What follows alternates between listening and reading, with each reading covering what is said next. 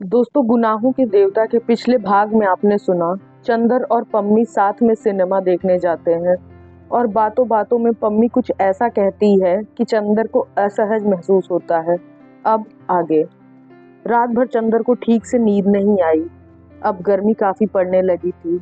एक सूती चादर से ज्यादा नहीं ओढ़ा जाता था और चंदर ने वह भी ओढ़ना छोड़ दिया था। लेकिन उस दिन रात को अक्सर एक अजब सी कपकपी उसे झकझोर जाती थी और वह कस कर चादर लपेट लेता था। फिर जब उसकी तबीयत घुटने लगती तो वह उठ बैठता था। उसे रात भर नींद नहीं आई। बार बार झपकी आई और लगा कि खिड़की के बाहर सुनसान अंधेरे में से अजब सी आवाजें आती हैं और नागिन बनकर उसकी सांसों में लिपट जाती हैं। वह परेशान हो उठता है। इतने में फिर कहीं से कोई मीठी सतरंगी संगीत की लहर आती है और उसे सचेत और सजग कर जाती है। एक बार उसने देखा कि सुधा और गेसु कहीं चली जा रही हैं। उसने गेसु को कभी नहीं देखा था, लेकिन उसने सपने में गेसु को पहचान लिया। लेकिन गेसु तो पम्मी की तरह गाउन पहने हुए थी। फिर देखा बिनती रो रही है और इतना बिलक बिलक कर रो रही है कि तबीयत घबरा जाए। घर में कोई नहीं है। चंदर समझ नहीं पाता कि वह क्या करे। अकेले घर में एक अपरिचित लड़की से बोलने का साहस भी नहीं होता उसका। किसी तरह हिम्मत करके वह समीप पहुंचा तो देखा, अरे यह तो सुधा है। सुधा लुटी हुई सी मालूम पड़ती है। वह बहुत हिम्मत करके सुधा के पास बैठ गया। उसने सोचा सुधा को आश्वासन दे, लेकिन उसके हाथों पर जाने कैसे सुकुमार जंजीरें कसी हुई हैं। उसके मुंह पर किसी की सांसों का भार है। वह निश्चेष्ट है। उसका मन अकुला उठा। वह चौंक कर जाग गया तो देखा वह पसीने से तर है। वह उठकर टहलने लगा। वह जाग गया था, लेकिन फिर भी उसका मन स्वस्थ नहीं था। कमरे में ही टहलते टहलते वह फिर लेट गया। लगा जैसे सामने की खुली खिड़की से सैकड़ों तारे टूट टूट कर भयानक तेजी से आ रहे हैं और उसके माथे से टकरा टकरा कर चूर चूर हो जाते हैं। एक मर्मांतक पीड़ा उसकी नसों में खौल उठी और लगा जैसे उसके अंग अंग में चिताएं धधक रही। जैसे तैसे रात कटी और सुबह उठते ही वह यूनिवर्सिटी जाने से पहले सुधा के यहाँ गया। सुधा लेटी हुई पढ़ रही थी। डॉक्टर शुक्ला पूजा कर रहे थे। बुआ जी शायद रात को चली गई थी, क्योंकि बिनती बैठी तरकारी काट रही थी और खुश नजर आ रही थी। चंदर सुधा के कमरे में गया। देखते ही सुधा मुस्कुरा पड़ी। बोली कुछ नहीं, लेकिन आते ही उसने चंदर के अंग अंग को अपनी निगाहों के स्वागत में समेट लिया। चंदर सुधा के पैरों के पास बैठ गया। कल रात को तुम कार लेकर वापस आए तो चुप्पे से चले गए, सुधा बोली। कहो, कल कौन सा खेल देखा? कल बहुत बड़ा खेल देखा। बहुत बड़ा खेल सुधी। चंदर व्याकुलता से बोला। अरे जाने कैसा मन हो गया कि रात भर नींद ही नहीं आई। और उसके बाद चंदर सब बता गया। कैसे वह सिनेमा गया, उसने पम्मी से क्या बात की, उसके बाद कैसे कार पर उसने चंदर को पास खींच लिया, कैसे वे लोग मैकफर्सन झील गए और वहां पम्मी पागल हो गई। फिर कैसे चंदर को एकदम सुधा की याद आने लगी और फिर रात भर चंदर को कैसे कैसे सपने आए। सुधा बहुत गंभीर होकर मुंह में पेंसिल दबाए कोहनी टेके बस चुपचाप सुनती रही और अंत में बोली, तो तुम इतने परेशान क्यों हो गए चंदर?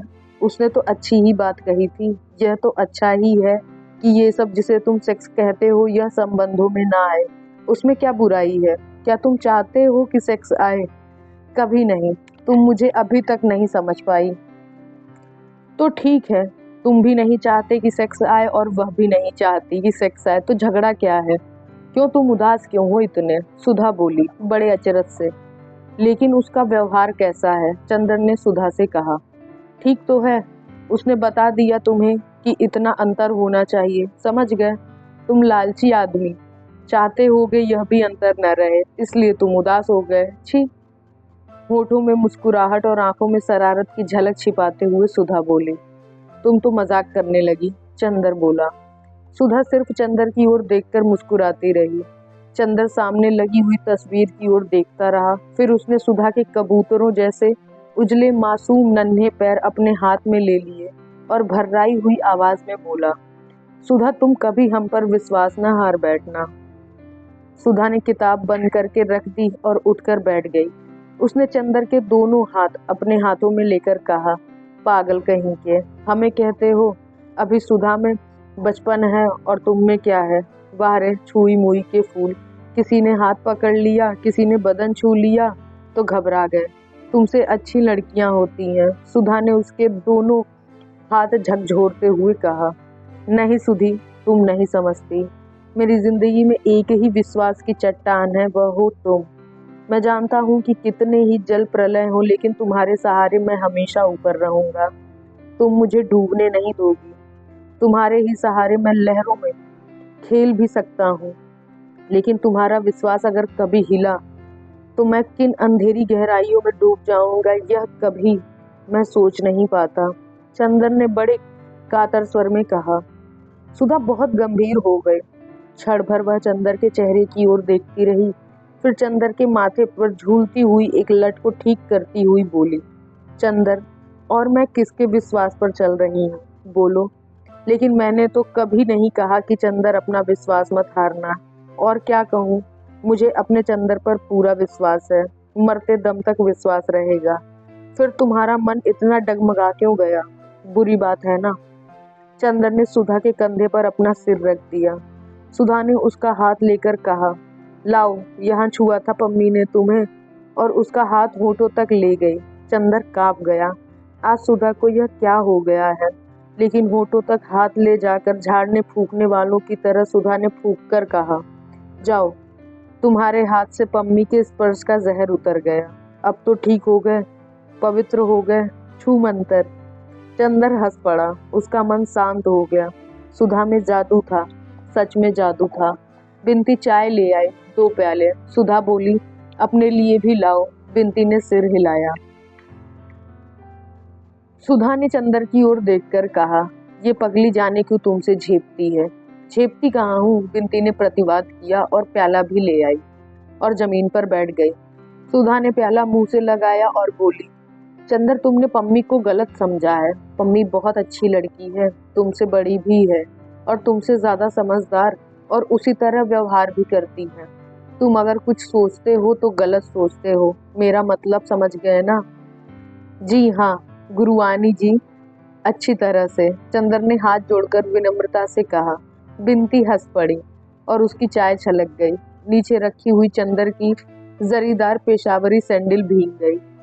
बिनती ने झुककर एक अंगूछे से उसे पोंछना चाहा तो सुधा चिल्ला उठी, हाँ हाँ छुओ मत, कहीं इनकी सैंडल भी बाद में आके न रोने लगे। सुन बिनती, एक लड़की ने कल इन्हें छू लिया तो आप आज उदास थे, अभी तुम सैंडल छुओ तो कहीं जाके कोतवाली में रपट न कर दें। चंदर हंस पड़ा और उसका मन धुलकर ऐसे निखर गया जैसे शरद की नीलाभ आकाश। अब पम्मी के यहाँ कब जाओगे? सुधा ने शरारत भरी मुस्कुराहट से पूछा। कल जाऊंगा, ठाकुर साहब पम्मी के हाथ अपनी कार बेच रहे हैं तो कागज पर दस्तखत करना है, चंदर ने कहा। अब मैं निडर हूँ।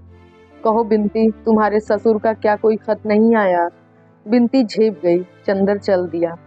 थोड़ी दूर जाकर फिर मुड़ा और बोला, अच्छा सुधा, आज तक जो काम हो बता दो, फिर 1 महीने तक मुझसे कोई मतलब नहीं, हम थीसिस पूरा करेंगे, समझी?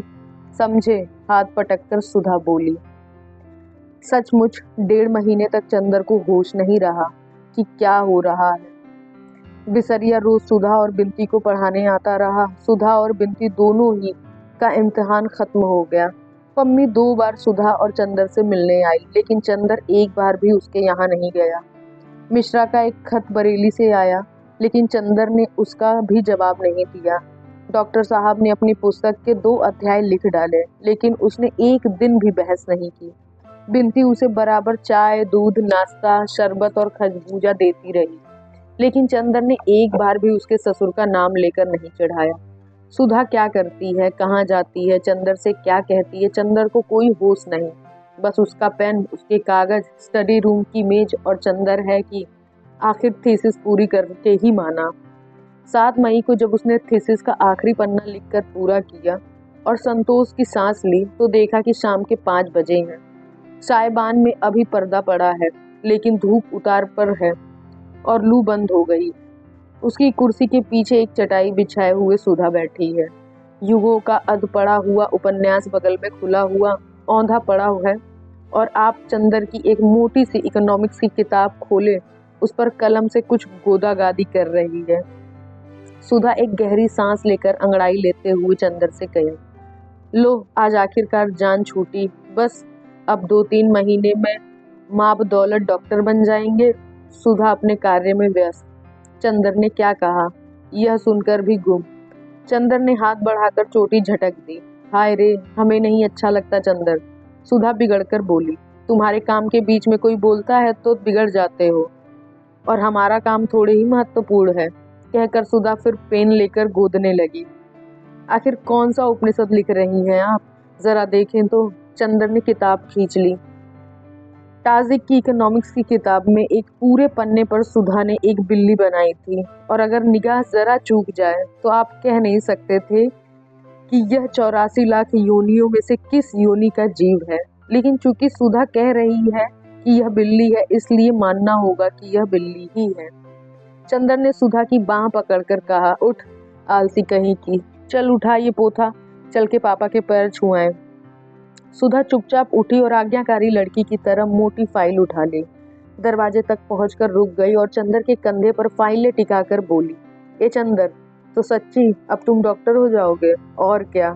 आहा कहकर जो सुधा उछली तो फाइल हाथ से खिसकी और सभी पन्ने जमीन पर। चंदर झल्ला गया।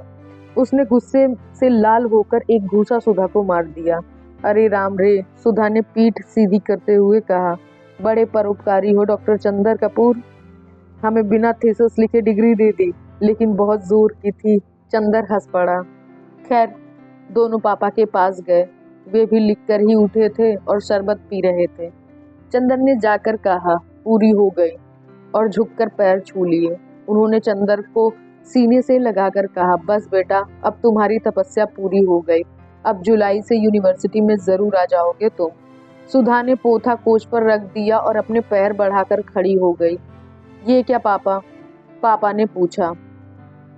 हमारे पैर नहीं छुएंगे क्या? सुधा ने गंभीरता से कहा। चल पगली, बहुत बदतमीज होती जा रही है, पापा ने कृत्रिम गुस्से से कहा। चंदर बहुत सिर चढ़ी हो गई है, जरा दबाकर रखा करो, तुमसे छोटी है कि नहीं। अच्छा पापा, अब आज मिठाई मिलनी चाहिए, सुधा बोली। चंदर ने थीसिस खत्म की है? जरूर जरूर बेटी, डॉक्टर शुक्ला ने जेब से 10 का नोट निकाल कर दे दिया। जाओ मिठाई मंगवा कर खाओ तुम लोग।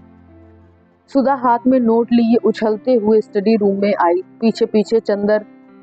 सुधा रुकी और अपने मन में हिसाब लगाते हुए बोले, 10 रुपए पाउंड ऊन, 1 पाउंड में 8 लच्छी, 6 लच्छी में 1 शॉल, बाकी बची 2 लच्छी, 2 लच्छा में 1 स्वेटर, बस एक बिनती का स्वेटर, एक हमारा शॉल। चंदर का माथा ठनका। अब मिठाई की उम्मीद नहीं, फिर भी कोशिश करनी चाहिए। सुधा, अभी से शॉल का क्या करूंगी, अभी तो बहुत गर्मी है, चंदर बोला। अब की जाड़े में तुम्हारा ब्याह होगा तो आखिर हम लोग नई नई चीज का इंतजाम करें ना। अब डॉक्टर हुए, अब डॉक्टरानी आएंगी, सुधा बोली। खैर, बहुत मनाने बहलाने फुसलाने पर सुधा मिठाई मंगवाने को राजी हुई। जब नौकर मिठाई लेने गया तो चंदर ने चारों ओर देखकर पूछा, कहाँ गई बिनती? उसे भी बुलाओ कि अकेले अकेले खा लोगी? वह पढ़ रही है मास्टर साहब से। क्यों, इम्तिहान तो खत्म हो गया, अब क्या पढ़ रही है? चंदर ने पूछा। विदुषी का दूसरा खंड तो दे रही है ना सितंबर में, सुधा बोली। अच्छा बुलाओ बिसरिया को भी, चंदर बोला। अच्छा मिठाई आने दो, सुधा ने कहा और फाइल की ओर देखकर कहा, मुझे इस कमबख्त पर बहुत गुस्सा आ रहा है। क्यों? इसकी वजह से तुम 1.5 महीने सीधे से बोले तक नहीं। इम्तिहान वाले दिन सुबह सुबह तुम्हें हाथ जोड़ने आई तो तुमने सिर पर हाथ भी नहीं रखा, सुधा ने शिकायत के स्वर में कहा। तो अब आशीर्वाद दे दें, अब तो खत्म हुई थीसिस, अब जितना चाहो बात कर लो। थीसिस न लिखते तो फिर तुम्हारे चंदर को उपाधि कहाँ से मिलती? चंदर ने दुलार से कहा। तो फिर कन्वोकेशन पर तुम्हारी गाउन हम पहनकर फोटो खिंचवाएंगे, सुधा ने मचलकर बोला। इतने में नौकर मिठाई ले आया। जाओ बिनती जी को बुला लाओ, चंदर ने कहा। बिनती आई, तुम पढ़ चुकी? चंदर ने पूछा। अभी नहीं, बिनती बोली। अच्छा, अब आज पढ़ाई बंद करो, उन्हें भी बुला लाओ, मिठाई खाई जाए, चंदर ने कहा। अच्छा कहकर बिनती जो मुड़ी तो सुधा बोली, अरे लालचीन, ये तो पूछ ले कि मिठाई काहे की है। मुझे मालूम है, बिनती मुस्कुराते हुई बोली। उनके यहाँ आज गए होंगे, पम्मी के यहाँ, फिर आज कुछ उस दिन जैसी बात हुई होगी। सुधा हंस पड़ी। चंदर झेप गया। बिनती चली गई बिसरिया को बुलाने। अब तो ये तुमसे बोलने लगी, सुधा ने कहा। हाँ, यह है बड़ी सुशील लड़की और बहुत शांत, हमें बहुत अच्छी लगती है। बोलना तो जैसे आता ही नहीं इसे। हाँ, लेकिन अब खूब सीख रही है। इसकी गुरु मिली है गेसु। हमसे भी ज्यादा गेसु से पटने लगी है इसकी। दोनों ब्याह करने जा रही हैं और दोनों उसी की बातें करती हैं जब मिलती हैं तब। सुधा बोली। और कविता भी करती हैं यह, तुम एक बार कह रही थी। चंदर ने पूछा। जी नहीं, असल में एक बड़ी सुंदर सी नोटबुक थी। उसमें यह जाने क्या लिखती थी, हमें नहीं दिखाती थी। बाद में हमने देखा कि एक डायरी है, उसमें धोबी का हिसाब लिखती थी। तो कविता नहीं लिखती? ताज्जुब है, वरना 16 बरस के बाद प्रेम करके कविता करना तो लड़कियों का फैशन हो गया है, उतना ही व्यापक जितना उल्टा पल्ला ओढ़ना। चंदर बोला। चला तुम्हारा नारी पुराण। सुधा बिगड़ी। मिठाई खाने वाले आए। आगे आगे बिनती, पीछे पीछे बिसरिया। अभिवादन के बाद बिसरिया बैठ गया। कहो बिसरिया, तुम्हारी शिष्या कैसी है? बस अद्वितीय, कभी बिसरिया ने सिर हिलाकर कहा। सुधा मुस्कुरा दी चंदर की ओर देखकर। और ये सुधा कैसी थी? बस अद्वितीय, बिसरिया ने उसी तरह कहा। दोनों अद्वितीय हैं। साथ ही चंदर ने पूछा। सुधा और बिनती दोनों हंस दी। बिसरिया नहीं समझ पाया कि उसने कौन सी हंसने की बात की थी, और जब नहीं समझ पाया तो पहले सिर खुजलाने लगा और फिर खुद भी हंस पड़ा। उसकी हंसी पर तीनों और हंस पड़े। चंदर मास्टर साहब भी खूब हैं। एक दिन बिनती को महादेवी की वह कविता पढ़ा रहे थे, विरह का जलजात जीवन, तो पढ़ते पढ़ते बड़ी गहरी सांस भरने लगे। चंदर और बिनती दोनों हंस पड़े। बिसरिया पहले तो खुद हंसा, फिर बोला। हाँ भाई, क्या करें कपूर, तुम तो जानते ही हो मैं बहुत भावुक हूँ, मुझसे बर्दाश्त नहीं होता। एक बार तो ऐसा हुआ कि पर्चे में एक करुण रस का गीत आ गया। अर्थ लिखने को मैं उसे पढ़ते ही इतना व्यथित हो गया कि उठकर टहलने लगा। प्रोफेसर समझे मैं दूसरे लड़के की कॉपी देखने उठा हूँ, तो उन्होंने निकाल दिया। मुझे निकाले जाने का अफसोस नहीं हुआ, लेकिन कविता पढ़कर मुझे बहुत रुलाई आई। सुधा हंसी तो चंदर ने आंख के इशारे से मना किया और गंभीरता से बोला। हाँ भाई बिसरिया, सो तो सही है, तुम इतने भावुक ना हो तो इतना अच्छा कैसे लिख सकते हो? तो तुमने पर्चा छोड़ दिया? हाँ, मैं पर्चे वगैरह की क्या परवाह करता हूँ। मेरे लिए इन सभी वस्तुओं का कुछ भी अर्थ नहीं। मैं भावना की उपासना करता हूँ। उस समय परीक्षा देने की भावना से ज्यादा सबल उस कविता की करुण भावना थी, और इस तरह मैं कितनी बार फेल हो चुका हूँ। मेरे साथ वो पढ़ता था ना, हरिहर टंडन, अब बस बस्ती कॉलेज का प्रिंसिपल है। एक मेरा सहपाठी था, वह रेडियो का प्रोग्राम एग्जीक्यूटिव है। और एक तुम्हारा सहपाठी तो हमने सुना कि असेंबली का स्पीकर भी है। चंदर बात काट कर बोला। सुधा फिर हंस पड़ी। बिनती भी हंस पड़ी। खैर, मिठाई का भोग प्रारंभ हुआ। बिसरिया कुछ तकल्लुफ कर रहा था तो बिनती बोली, खाइए, मिठाई तो विरह रोग और भावुकता में बहुत स्वास्थ्यप्रद होती है। अच्छा, अब तो बिनती का कंठ फूट पड़ा। अपने गुरुजी को बना रही है, चंदर बोला। बिसरिया थोड़ी देर बाद चला गया। अब मुझे एक पार्टी में जाना है, उसने कहा। जब आखिर में एक रसगुल्ला बच रहा तो बिनती हाथ से लेकर बोली, कौन लेगा? आज पता नहीं क्यों बिनती बहुत खुश थी और बहुत बोल रही थी। चंदर बोला, हमें दो। सुधा बोली, हमें। बिनती ने एक बार चंदर की ओर देखा, एक बार सुधा की ओर। चंदर बोला, देखे बिनती हमारी है या सुधा की है? बिंदी ने झट रसगुल्ला सुधा के मुख में रख दिया और सुधा के सिर पर सर रखकर बोली, हम अपनी दीदी के हैं। सुधा ने आधा रसगुल्ला बिनती को दे दिया तो बिनती चंदर को दिखलाकर खाते हुए सुधा से बोली, दीदी ये हमें बहुत बनाते हैं, अब हम भी तुम्हारी तरह बोलेंगे तो इनका दिमाग ठीक हो जाएगा। हम तुम दोनों मिलकर इनका दिमाग ठीक करेंगे। सुधा ने प्यार से बिनती को थपथपाते हुए कहा। अब हम तस्तरियां धोकर रख दें और तस्तरियां उठाकर चल दें। पानी नहीं दोगी? चंदर बोला। बिनती पानी ले आई और बोली, हम तो आपका इतना काम करते हैं और आप जब देखो तब हमें बनाते रहते हैं। आपको क्या आनंद आता है हमें बनाने में?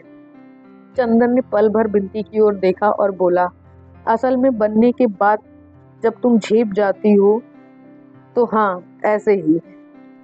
बिंती ने फिर झेप कर मुंह छिपा लिया और लाज से सकुचा कर इंद्रवधु बन गई। बिंती देखने सुनने में बड़ी अच्छी थी। उसकी गठन तो सुधा की तरह नहीं थी, लेकिन उसके चेहरे पर एक फिरोजी आभा थी जिसमें गुलाल के डोरे थे। आंखें उसकी बड़ी बड़ी और पलकों में इस तरह डोलती थीं जैसे किसी सुकुमार सीपी में कोई बहुत बड़ा मोती डोले। झेपती थी तो मुंह पर साँझ मुस्कुरा उठती थी और गालों में फूलों के कटोरों जैसे दो छोटे छोटे गड्ढे, और बिंती के अंग अंग में एक रूप की लहर थी जो नागिन की तरह लहराती थी। और उसकी आदत थी कि बात करते समय अपनी गर्दन जरा टेढ़ी कर लेती और उंगलियों पर अपने आंचल का छोर उमेटने लगती थी। इस वक्त चंदर की बात पर झेप गई और उसी तरह आंचल के छोर को उमेटती हुई मुस्कान छिपाकर उसने ऐसी निगाह से चंदर की ओर देखा जिसमें थोड़ी लाज, थोड़ा गुस्सा, थोड़ी प्रसन्नता और थोड़ी शरारत थी। चंदर एकदम बोला, अरे सुधा, सुधा, जरा बिंती की आंख देखो। इस वक्त आई अभी। बगल के कमरे में तस्तरी रखते हुए सुधा बोली, बड़े खराब हैं आप। बिंती बोली, हाँ, बनाओगी ना आज हमें, हमारा दिमाग ठीक करोगी ना। बहुत बोल रही थी, अब बताओ। बताएं क्या, अभी तक हम बोलते नहीं थे तभी ना। अब अपनी ससुराल में बोलना टुइयां ऐसी, वही तुम्हारे बोल पर रीझेंगे लोग। चंदर ने फिर छेड़ा, छी, राम राम राम, ये सब मजाक हमसे मत किया कीजिए। दीदी से क्यों नहीं कहते, जिनकी अभी शादी होने जा रही है। अभी उनकी कहाँ, अभी तो तय भी नहीं हुई। तय ही समझिए, फोटो इनकी उन लोगों ने पसंद कर ली। अच्छा, एक बात कहे मानिएगा। बिंती बड़े आग्रह और दीनता के स्वर में बोली। क्या? चंदर ने आश्चर्य से पूछा।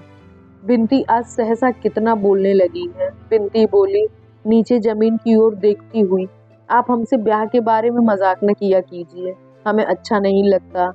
ओहो, ब्याह अच्छा लगता है, लेकिन उसके बारे में मजाक नहीं। गुड़ खाया गुलगुले से परहेज।